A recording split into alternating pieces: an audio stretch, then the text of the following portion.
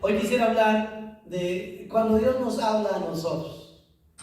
Yo no sé cuántos de nosotros hemos escuchado la frase Dios me habló, ¿cierto? O Dios me hablaba. Y hemos escuchado esa palabra de muchas personas. A veces el pastor empieza la enseñanza diciendo Dios me ha hablado, ¿cierto? O a veces se acerca una persona a nosotros y nos dice el Señor me dijo, ¿cierto? El Señor me habló.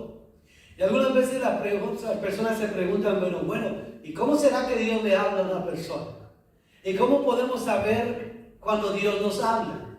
¿Qué hay de especial en ello? Porque algunos dirán, pero yo no le escucho, pero el pastor dice que él lo escucha, que Dios le habla, pero a mí me habla, pero yo no estoy muy claro, seguro si él realmente o efectivamente me está hablando. Pero hoy quisiéramos hablar un poquito acerca de ese dilema que existe en nuestras vidas para que podamos aprender la forma y las maneras que Dios nos puede hablar.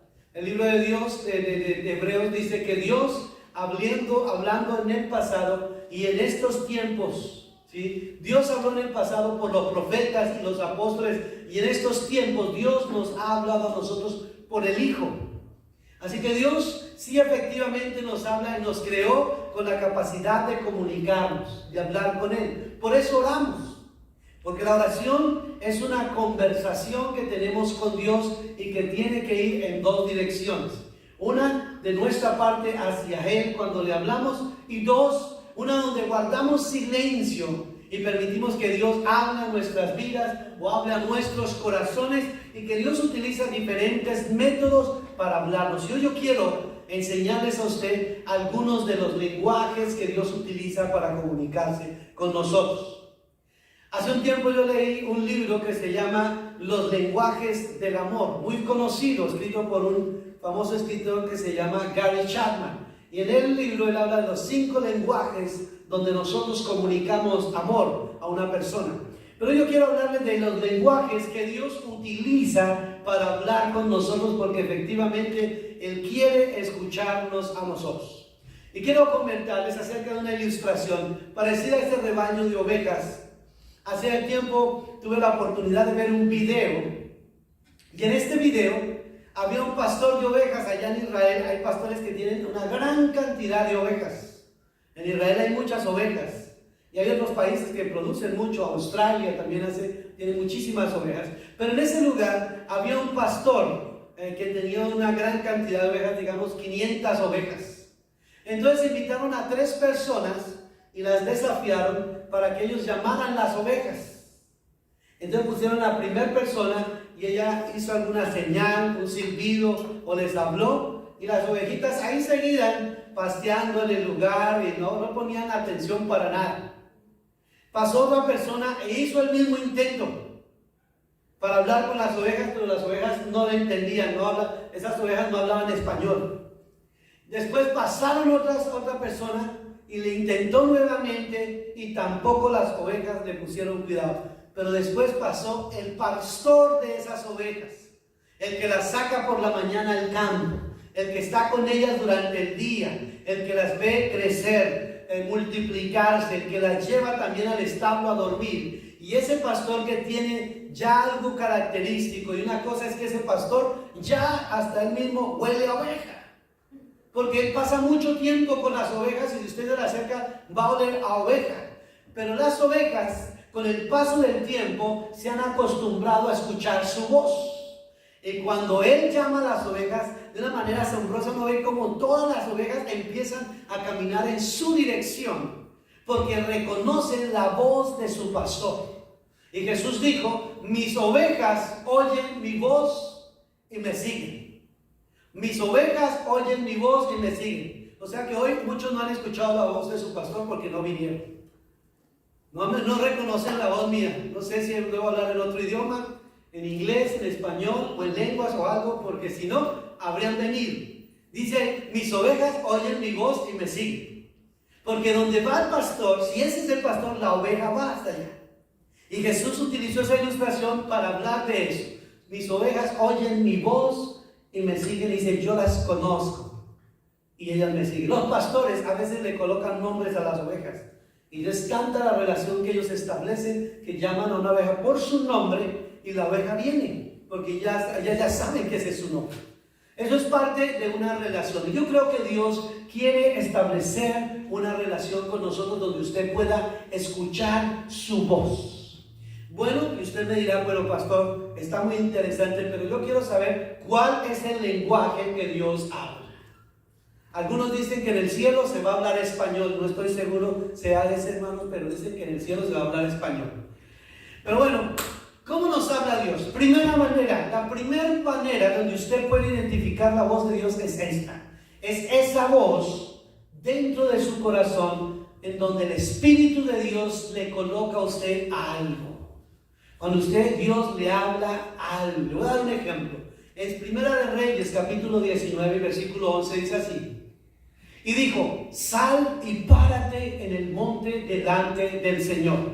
Y he aquí que pasó el Señor y un viento grande y fuerte rompió las montañas y rompió en pedazos las rocas delante del Señor, pero el Señor no estaba ahí.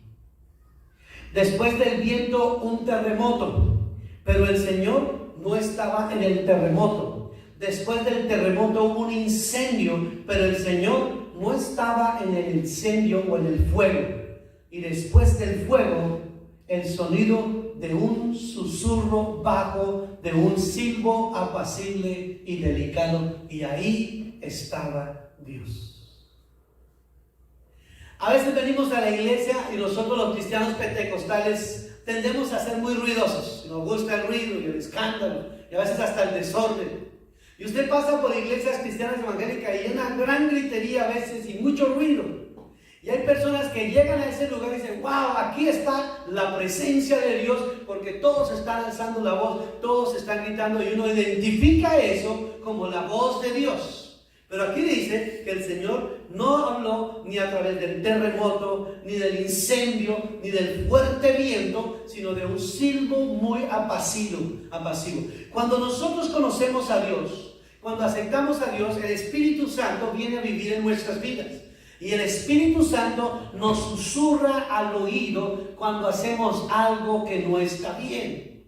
Es ese silbo apacible que usted hace algo y si usted siente como esa voz aquí muy cerquita, que parece esos dibujitos que hacen los dibujos animados, que sale un angelito y un diablito a este lado, ¿cierto? Y como que le dice, no haga esto, y el otro le dice, sí hazlo, y el otro, no hagas eso. Si usted todavía siente eso aquí en su oído y que cuando hace algo malo se siente mal, si usted cuando usted sabe que dijo una palabra que no debía hacer y se siente incómodo, si usted es la persona que de pronto ofendió algo y usted a algo le está trayendo convicción, déjeme decirle que esa es la voz directamente de Dios, la voz del Espíritu Santo que está trayendo convicción a su corazón y que le está diciendo que lo que ha hecho está mal y por eso usted todavía lo puede escuchar y sentir. Pero cuando yo puedo hacer algo malo y lo hago y lo repito y lo sigo haciendo y nada me duele en mi corazón, es porque yo ya he contristado al Espíritu Santo de Dios en mi vida. Cuando ya el Espíritu Santo como que ya ha callado. Cuando el Espíritu Santo calla, ya usted puede hacer lo que se le antoje y no le duele. Cuando usted ya no siente la voz de Dios, usted no le importa ofender, maldecir, odiar, mentir y todo lo que quiera. Y usted sigue haciéndolo y todo está bien. Cada mañana usted se levanta las manos, ora, le pide perdón a Dios y nada pasa. Pero cuando usted siente eso aquí en su corazón como una pesada carga, cuando usted siente algo que usted no se siente bien consigo mismo, es esa voz pequeñita que nadie le está hablando, sino que le susurra a usted en su corazón, hiciste algo mal y tienes que pedir perdón. De esa manera Dios nos habla en ese susurro. Dios le habló a un profeta. Él había tenido que enfrentarse a 450 profetas falsos y él solo. Y él dijo, el Dios que responda por fuego, ese es el verdadero Dios. Y todos los 450 profetas creían en un Dios que se llamaba en el Antiguo Testamento Baal, un Dios al que se sacrificaban los niños. Pero ellos creían en ese Dios falso. Entonces Elías les dijo, vamos a hacer una prueba, Dios que haga descender fuego del cielo. Ese va a ser el verdadero Dios.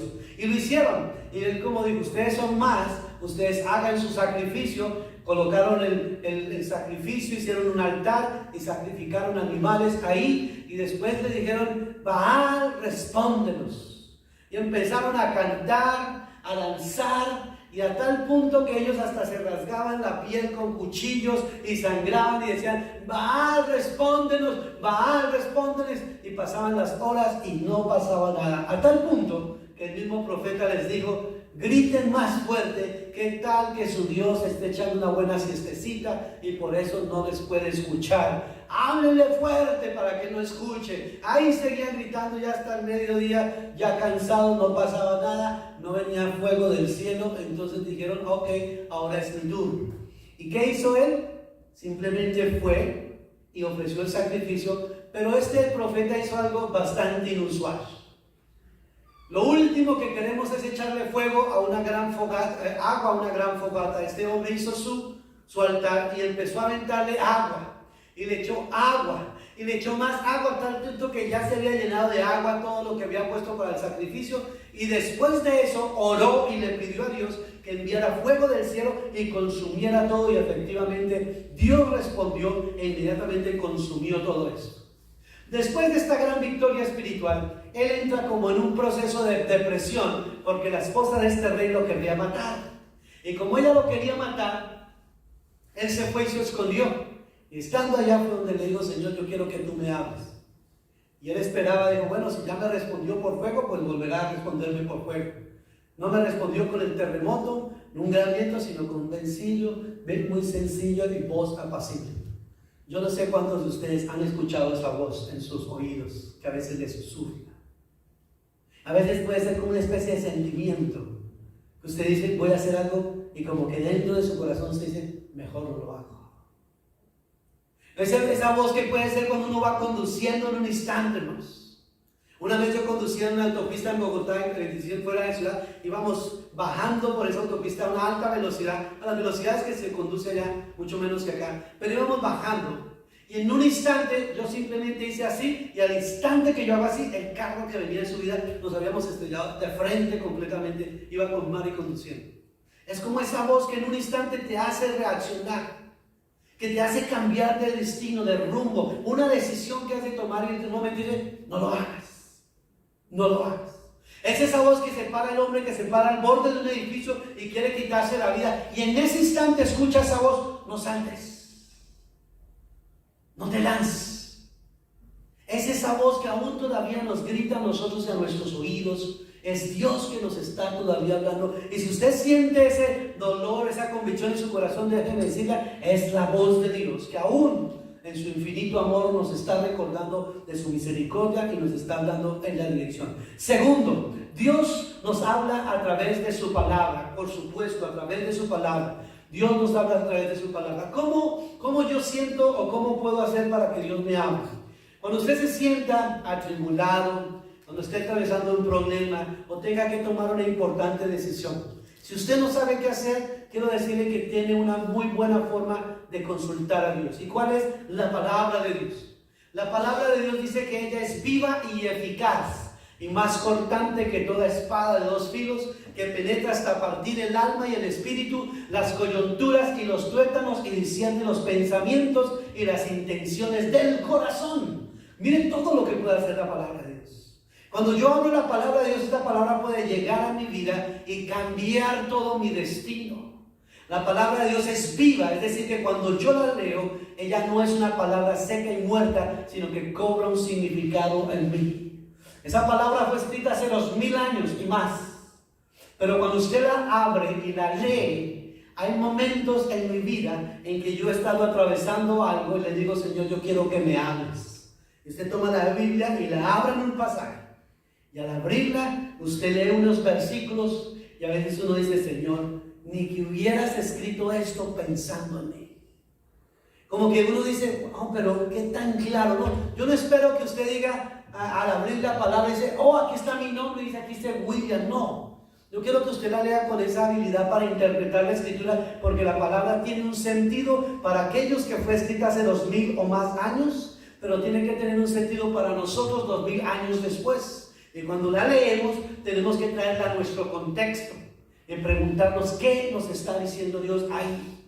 ¿Por qué abrí este versículo y no otro? ¿Por qué leí en este capítulo cuando hay 1189 que habría podido elegir? Pero Dios te guía a un pasaje, en un lugar, en un momento de tu vida porque estabas buscando escuchar la voz de Dios. Una de las más claras y más fuertes maneras que Dios habla es a través de la Escritura. Nosotros leemos la palabra no para llenarnos de información, sino para experimentar la transformación. Dios quiere que usted conozca la palabra. La Biblia dice, lámpara es a mis pies tu palabra y lumbrera a mi camino. Claro, el salmista entendía eso. Cuando usted toma la Biblia es como agarrar una lámpara y encenderla. Y al encenderla ilumina su camino para que el paso que usted va a dar no lo dé en falso. Por eso, consulte a Dios en sus decisiones. Hable con Dios y dígale. Me gusta como los abuelos y los padres nuestros decían siempre, si Dios quiere, si el Señor lo permite, haremos esto o aquello. Siempre colocando a Dios por delante como que Dios tiene control de todo lo que nos puede suceder a nosotros. Es una forma de creer en Dios y por eso lea la Escritura para que Dios le ayude y le guíe. Dice la Biblia en Génesis capítulo 28, 15, le respondió Dios a Jacob, dice, he aquí, yo estoy contigo y te guardaré por donde quiera que fueres y volveré a traerte hasta esta tierra porque no te dejaré hasta que haya hecho todo lo que he dicho.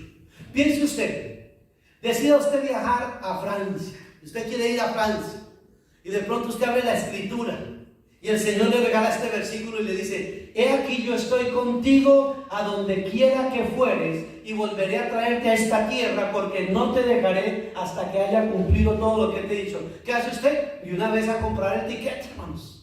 Porque claramente Dios le está diciendo que lo va a acompañar en su viaje y lo va a traer de regreso sin ningún problema. Es una manera clara de que Dios le habla y eso es lo que llamamos nosotros la palabra rema, la palabra que tiene vida para nosotros. Y por eso lo decimos. Cada vez que usted enfrente un problema, siempre pregúntele a Dios, Señor, ayúdame a entender. Una vez una familia estaba atravesando un problema muy grande y no sabía qué decisión tomar. Leyeron Marcos capítulo 16 y en el versículo 16 dice, ¿quién moverá la piedra? ¿Quién moverá la piedra? Y leyeron ese pasaje. Siguieron leyendo en ese pasaje y dice la Biblia que de lo que cuando ellos miraron, la misma piedra tan grande había sido movida de su lugar. Y tomaron esa palabra y dijeron, Señor, el obstáculo que yo tengo para llegar a ese lado, tú ya lo has quitado. Entonces esa es la confianza que tiene uno. Y efectivamente Dios había abierto la puerta para que las personas pasaran. Los obstáculos, los problemas, las enfermedades, las dificultades económicas, los problemas en el hogar son como grandes piedras en nuestro camino. A veces no sabemos cómo moverlas porque son grandes. Y ahí es donde tenemos que creerle a Dios que Dios va a mover la piedra para que el problema no sea un obstáculo, para que encontremos la respuesta a nuestra necesidad. Tercero, Dios nos habla a través del cuerpo de Cristo, la iglesia.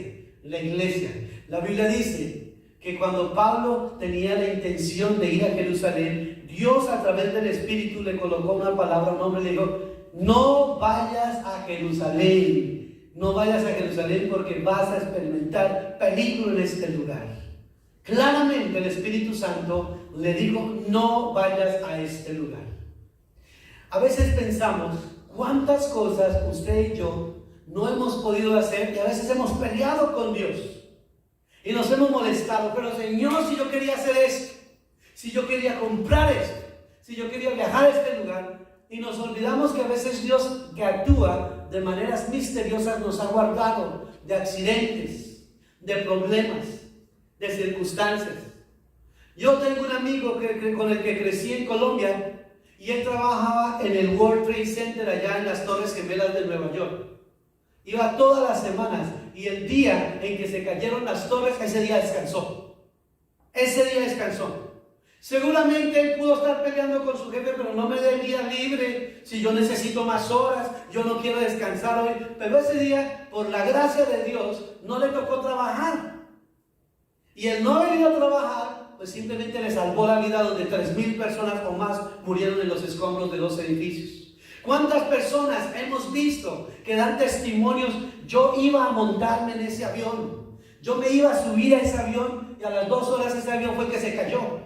Pero él venía peleando con el taxista, venía peleando con la esposa porque no le planchó la camisa, venía peleando porque el tráfico estaba pesado, pero afortunadamente todas esas cosas pasaron para que Dios guardara la vida. Dios nos habla a través de situaciones, pero nos habla también a través de la iglesia. Cada vez que usted viene a la iglesia, a veces el pastor predica sobre un tema y a veces hay personas que nos visitan y dicen, wow, pero mi amor, ¿por qué te fuiste de chismosa a decirle al pastor todo lo de nuestros problemas?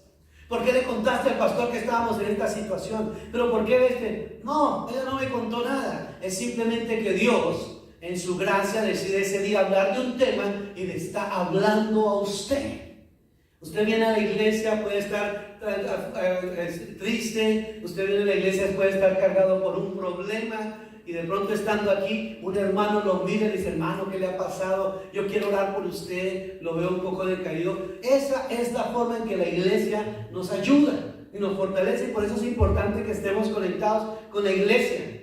Un pandillero llegó a la iglesia una vez, visitando una iglesia, y el pastor dio una gran predicación y habló de un montón de cosas. Y el pandillero, toda la predicación, peleó con la mamá. Gracias, mamá, por venir y contarle todo al pastor.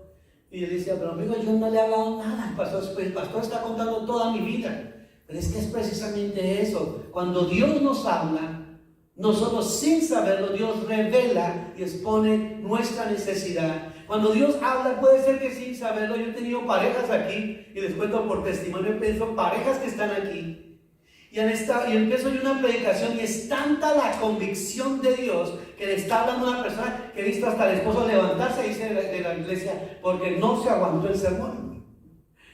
Dirá él, pero como que el pastor preparó el sermón para mí. Ni siquiera sabía si ibas a venir a la iglesia, pero Dios te habla a ti y tú estás ahí, pues simplemente ahí es que Dios te está hablando. Como dicen en la calle, el que le caiga el guante, que se lo chante, ¿cierto? Que se lo ponga, porque Dios le está hablando a través de ello. Cuarta manera de Dios hablarnos: Dios nos habla a través de visiones. Dios nos habla a través de visiones. En el Antiguo Testamento y en el Nuevo Testamento había una gran división entre judíos y entre gentiles. Ellos no compartían los unos con los otros. La Biblia nos habla varios de esos casos. Pero dice la Biblia en Efesios 2:14, dice, porque Él mismo es nuestra paz, quien de ambos pueblos hizo uno, derribando la pared intermedia de separación. La Biblia está hablando que Jesús unió esos dos pueblos, judíos y gentiles, a través de su sacrificio. Pero esos dos pueblos, cuando miramos el libro de los Hechos, nos damos cuenta que Pedro, uno de los apóstoles de la iglesia, está parado en la terraza de una casa orando. Y en ese lugar recibe una visión sobrenatural donde Dios le muestra una sábana con animales de diferentes clases y le dice a través de un ángel, Pedro, mata y come. Y Pedro, que le dice, no Señor, yo no puedo hacerlo porque nunca he comido algo impuro ni animal inmundo. Y la Biblia dice que esa sábana se levantó, volvió a descender y le dijo el Señor, Pedro, mata y come. Y le dice, no Señor, yo no he comido animal inmundo en mi vida, nada impuro ha pasado por mis labios. Y el Señor le dice, Pedro, no llames inmundo a lo que yo he declarado limpio. Y dice la Biblia que 3 veces esa misma sábana subió y bajó, y finalmente el Señor le habló a Pedro y le dijo, 3 hombres vienen a buscarte y estos son enviados por mí. Ve donde ellos te van a llevar. Lo iban a llevar a una casa de un gentil, y ese gentil tuvo otra visión donde Pedro iba y le compartía la palabra. Dios nos habla a través de visiones. Es una forma sobrenatural, es como un momento de éxtasis que una persona puede tener, y en el Espíritu Dios le muestra algo. Dios le muestra algo especial. Cuando uno los tiene, va a entender eso, que es una visión. Una visión es algo que funciona de manera sobrenatural, donde Dios está queriendo comunicar algo a alguien. A veces Dios le dice a alguien algo que va a suceder. Dios puede revelar o anticipar algo difícil, una catástrofe o algo. Dios puede mostrar algún peligro que una persona tiene a través de una visión, y esta es una manera que Dios habla a nuestras vidas. Quinto, Dios nos habla a través de los sueños. Dios habla a través de los sueños. En el Antiguo Testamento también tenemos la historia de José, uno de los hijos de Isaac, uno de los hijos de Jacob, de Israel. Eran 12 y él era el menor, pero por ser el menor era el consentido de la casa, era el preferido de la esposa preferida de Jacob. Entonces sus hermanos estaban llenos de envidia porque lo trataban bien, porque le habían puesto un saco de colores que era especial, que había hecho su madre, y los demás no tenían. Pero este joven que fue rechazado por su familia también tenía algo especial, tenía el don de los sueños. Y hay personas que tienen un don de sueños bien desarrollado. A través de sueños Dios les muestra muchas cosas. Y él tuvo un sueño, y en el sueño vio cómo sus hermanos y sus padres se inclinaban y se postraban delante de él. Tuvo un sueño en donde los veía así, dice, la luna y las estrellas todas estaban alrededor de él. Y el sol, la luna y las estrellas, el sol que representaba a su papá, la luna a la mamá y las estrellas a sus hermanos.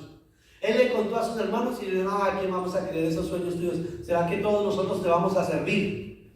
Después se soñó también que unas espigas, todos tenían unas espigas, y todas las espigas se inclinaban a él. Y esto solamente los encolerizó, los hizo más molestos en contra de él, y lo que hicieron fue planear cómo deshacerse de su hermano. Se lo llevaron al desierto y lo intentaron matar sus propios hermanos por tener un sueño. Pero uno de sus hermanos, Judá, decidió que no le hicieran daño, y que hicieron, mataron un animalito, le quitaron su saco, le echaron la sangre y lo vendieron a una caravana de personas que pasaban por el desierto como esclavo. Y se lo llevaron a su papá y le dijeron, mira, un animal salvaje atacó a tu hijo, se lo comió y pues ya no está. Ellos simplemente se deshicieron de su hermano. Este joven fue a parar a una prisión. Estando en esa prisión estuvo 2 años. Pregúntese usted, ¿cuántas cosas pudo pasar por su mente y decirte, Señor, si yo hace tantos años lo que me soñé era que mis hermanos y mis papás me iban a servir a mí? Y no me lo hiciste solo una vez, me lo confirmaste con un segundo sueño. Ahora mírame a mí, yo estoy aquí en una prisión, como alguien malo, estoy encerrado en este lugar. Pero estando allá, el faraón en Egipto tuvo sueños, 2 sueños muy conocidos: las 7 vacas gordas y las 7 vacas flacas. Y ellos no sabían qué significaba, pero alguien dijo, yo conozco a uno que interpreta sueños. Y fueron donde él y le hablaron y le dijeron, ¿de qué significan estos sueños? Y efectivamente él les explicó, las vacas flacas, gordas, significan unos 7 años de abundancia. Va a haber de todo, va a haber muchísima bendición, 7 años de mucha abundancia. Y detrás de esas vacas flacas se levantarán 7 vacas gordas. Detrás de esas vacas gordas se levantarán 7 vacas flacas que se comerán a las gordas, y hará una terrible mortandad y hambre en toda la tierra. Así que lo que tienes que hacer, faraón, es ahorrar y guardar para cuando venga la escasez, tú tengas cómo defenderte. Es un sabio consejo para todos. Cuando estemos en las vacas gordas, no disipemos y gastemos a lo loco, porque pueden venir los años donde viene la escasez y nos vamos a acordar cuánto yo le había guardado un poquito de toda la abundancia que hubo allá. Entonces Dios habla a través de sueños, y cuando un sueño es de Dios, no solamente lo sueña una vez, sino que lo confirma. Dios lo confirma. A Faraón se lo confirmó 2 veces, a José también se lo confirmó 2 veces, y posiblemente a usted Dios también le va a confirmar con sueño. Otra manera que Dios nos habla a través de las circunstancias. Dios nos habla a través de las circunstancias, situaciones que inesperadas, problemas imprevistos, situaciones, problemas con los bancos, y nos dice, pero ¿por qué estoy atravesando este problema? ¿Por qué estoy atravesando? Dios nos está diciendo algo, que tenemos que tener cuidado en la manera que nosotros invertimos, tomamos decisiones. Dicen por ahí que no todo lo que brilla es oro.